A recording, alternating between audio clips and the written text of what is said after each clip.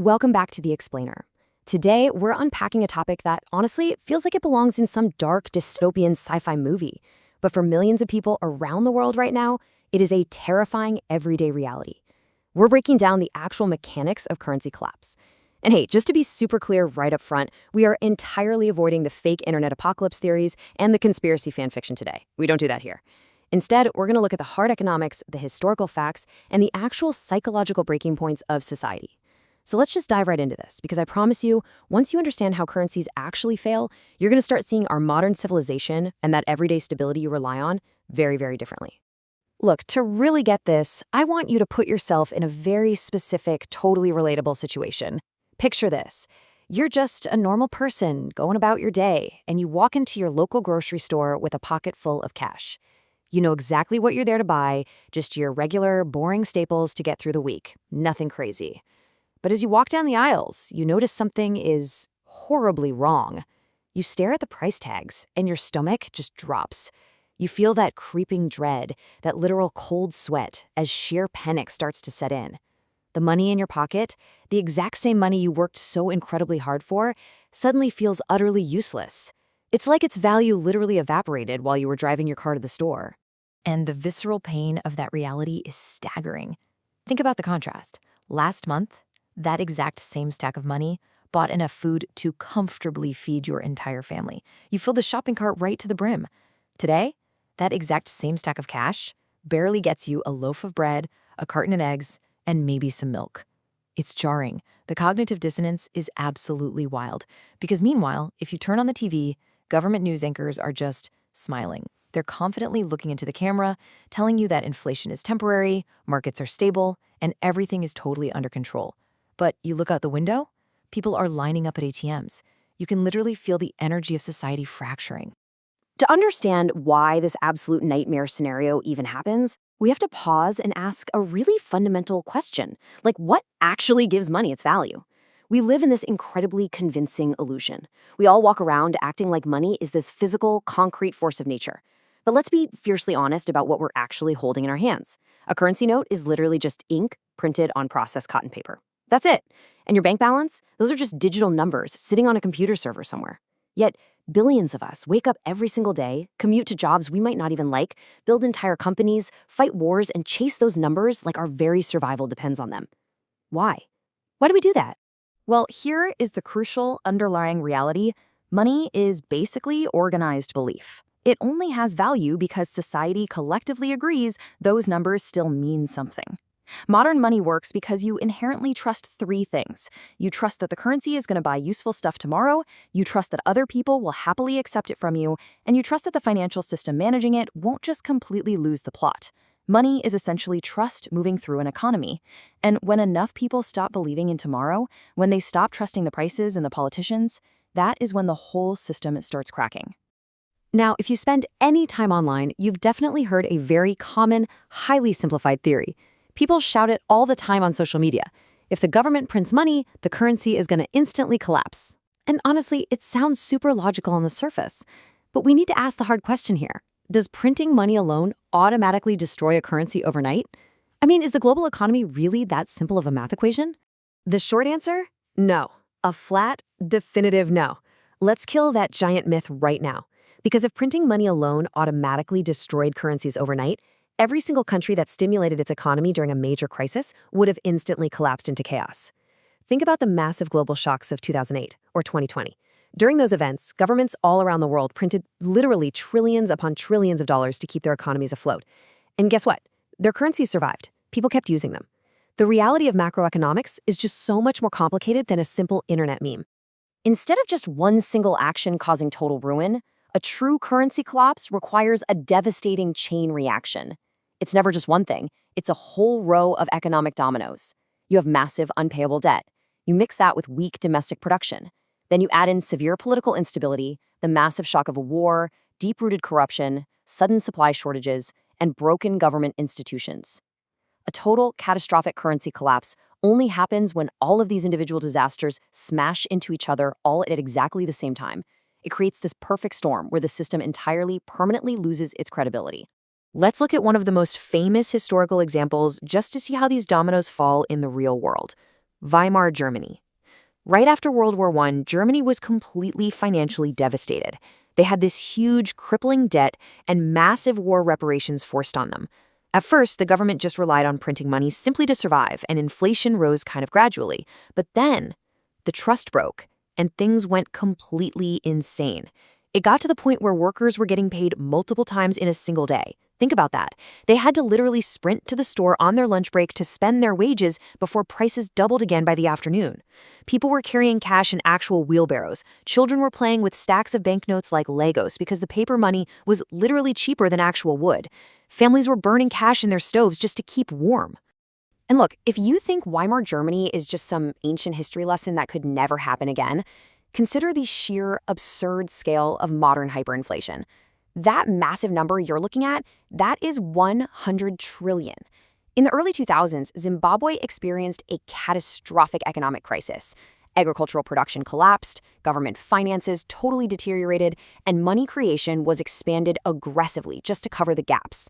And it resulted in the government literally issuing a $100 trillion banknote. I know, it sounds entirely fake, it sounds like a joke, but it actually happened. And the most heartbreaking part of the whole thing, that $100 trillion note barely bought a loaf of bread or a simple bus ticket. The numbers completely lost all tether to reality. What's truly terrifying here is understanding what hyperinflation actually breaks at a foundational level. It destroys so much more than just your purchasing power. It destroys the entire information system of the whole economy. Prices just stop making sense, which means the vital signals of supply and demand are completely blinded. A business cannot possibly plan for the long term if they don't even know what a dollar will be worth next Tuesday. Workers can't save money to buy a house or retire. Stable money acts kind of like economic gravity. Without it holding things down, the whole structure of society just floats away into total chaos. But wait a second, what if a country is incredibly rich in natural resources? Shouldn't having tons of gold or oil protect their money? Well, take Venezuela as the perfect counterexample. They have massive advantages, including some of the largest proven oil reserves on the entire planet. But when global oil prices crashed, their government finances were severely weakened. And instead of adjusting to that new reality, they implemented price controls. That's when the government makes it illegal for businesses to sell items for more than a certain price, even if it's way below what it costs to actually make the item. Add in currency controls, making it illegal to freely trade foreign money, and heavy money creation, you get a devastating crisis. This definitively proves that natural resources alone do not guarantee stability. You need sound economic management and, above all else, the trust of the public. When that essential trust entirely evaporates, you witness this fascinating survival phenomenon. It's called dollarization. You see, currencies fundamentally compete with one another, but they don't compete with tanks or missiles. They compete purely on trust. When people lose faith in their local money, they naturally run towards stronger, more stable currencies. They start mentally abandoning the local currency long before the government ever officially admits there's a problem. Suddenly, regular salaries are being negotiated in US dollars. Rent for an apartment is strictly priced in US dollars. Because at that tipping point, a stable currency isn't just a medium of exchange anymore, it is a vital, non-negotiable survival tool. But here's the thing, markets absolutely hate pretending. You quickly end up with a fractured system where people are living in two completely different realities. When governments panic during these crises, they often try to artificially freeze exchange rates to hide the inflation from the public. But the truth always leaks out. You end up with the official government rate, which is entirely fictional because nobody can actually get dollars at that price.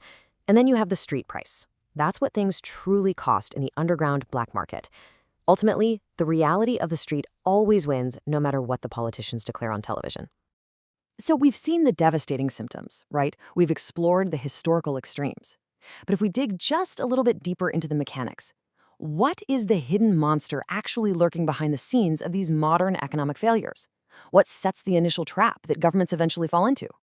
Let me carefully walk you through the anatomy of this trap step by painful step. Step 1. Government borrowing isn't automatically a bad thing, but when debt grows significantly larger than the economy's actual strength to pay it back, the foundation starts to crack. Step 2. Global investors look at this and start doubting they'll ever get paid back. So, what do? They demand much higher interest rates to take on that growing risk. Step 3. That makes the government's ongoing borrowing even more expensive, which rapidly worsens their already bad finances. It's a spiral. Step 4. the government panics. Completely out of options, they pressure the central bank to just aggressively create money out of thin air to absorb the massive debt. And the very second everyday citizens believe the authorities have lost control, boom, confidence completely and utterly evaporates. Because here is the raw, psychological truth about inflation and societal collapse. Fear behaves exactly like a wildfire. Inflation is not just some dry mathematical formula charted on a boring graph. No, it is a highly powerful social contagion. Think about it. When your neighbor buys dollars to protect their family savings, you instantly feel the urge to buy dollars to protect yours. When one business raises prices simply to survive the month, their competitors are basically forced to raise their prices too. The panicked behavior itself pushes the inflation even higher. It's this vicious, self-fulfilling system that feeds entirely on its own momentum. And we have to be incredibly clear about the dangerously fast era we live in today. The speed of modern panic is totally unprecedented in human history. In Weimar Germany, panic moved at the speed of a physical printing press or a whispered rumor on a city street. Today, panic moves at the speed of fiber optic cables. A modern bank run doesn't involve standing in line outside a brick building anymore. It involves millions of people simultaneously moving their entire life savings with a few taps on a smartphone, all while sitting comfortably on their couches. A single viral rumor on social media can trigger mass withdrawals in a matter of minutes. Confidence today can disappear in an instant, which means the margin for error for central banks, it's practically zero. Another massive vulnerability is what a country actually produces with its own two hands. Strong internal manufacturing creates a robust foundation for a stronger currency, simply because the country creates real, tangible value.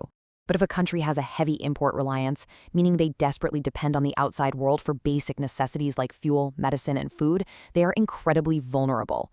When their local currency weakens even a tiny bit, all of those necessary imports suddenly become vastly more expensive to bring into the country. This creates a vicious, devastating cycle of internal inflation, where simply trying to feed the population literally bankrupts the nation. So, how do you actually stop this nightmare once it starts? Well, you have to take the medicine. And let's be honest, the medicine tastes awful. To fight inflation, central banks deploy their main weapon. They forcefully raise interest rates. This makes borrowing money for mortgages, cars, and business loans highly expensive. As a direct result, consumers spend much less, businesses stop expanding and hiring, and the whole economy painfully slows down. It causes higher unemployment, stock market declines, and real, tangible financial pain. Politicians absolutely hate this because it deeply hurts voters in the short term. But delaying this painful action, that only makes the eventual hyperinflation much, much worse. The harsh reality we all just have to accept is that modern money is fiat currency. Fiat is a Latin word meaning let it be done. It simply means our money has value only because the government officially says it does, not because it's backed by physical gold locked away in a vault somewhere. Now, some argue gold is much safer, while others say fiat provides the necessary flexibility to save the economy in a crisis. But putting that whole debate aside, the fundamental truth remains unshakable. Fiat systems require immense, unwavering discipline. If governments abuse their power of money creation for too long while their real production weakens and their debt explodes, public confidence will inevitably, absolutely erode. And when that erosion finally happens, it doesn't happen all overnight. It unfolds in these distinct, terrifyingly predictable stages. First, inflation steadily rises. Then, public confidence begins to weaken as people start really noticing the grocery bills. Next, capital flees the country, meaning wealthy individuals and major businesses desperately move their wealth across borders to safety before it gets trapped. Finally, mass panic accelerates. It's exactly like walking out onto a frozen lake. You hear the ice cracking slowly, echoing and spreading out beneath your feet, right up until the exact second the whole lake suddenly shatters and you plunge straight into the freezing water. Once trust reaches that tipping point, the speed of the collapse is absolutely terrifying. Which brings us to the most important, absolute core thesis of this entire explainer. Currencies collapse psychologically before they ever collapse physically. The real fracture? It doesn't start at the central bank, and it doesn't start in the halls of government. The true fracture begins the exact moment the average, hardworking person stops believing the thought, this money will still protect my family's future. I really want to urge you to look at your banking app totally differently after today. Those glowing digital numbers on your screen, they only hold their purchasing power because of a few profoundly invisible pillars. Trust in our institutions to not be wildly corrupt, trust in our actual production to create real goods and services, trust in the stability of the future, and trust in our collective societal agreement. We show up to work today solely because we trust the value of tomorrow. If we ever lose that trust, the entire complex structure of society completely dissolves. We're going to leave you with this final, incredibly provocative thought from the economic history we analyzed today. If trust disappears long enough, entire currencies can slowly dissolve into paper ghosts. The value sitting in your wallet right now isn't some permanent guarantee of nature. It is a highly fragile, purely psychological promise. And keeping that promise unbroken, it is the absolute only thing standing between stable civilization and utter chaos. Thanks for joining us for this explainer. Keep questioning what you think you know, and we'll see you in the next one.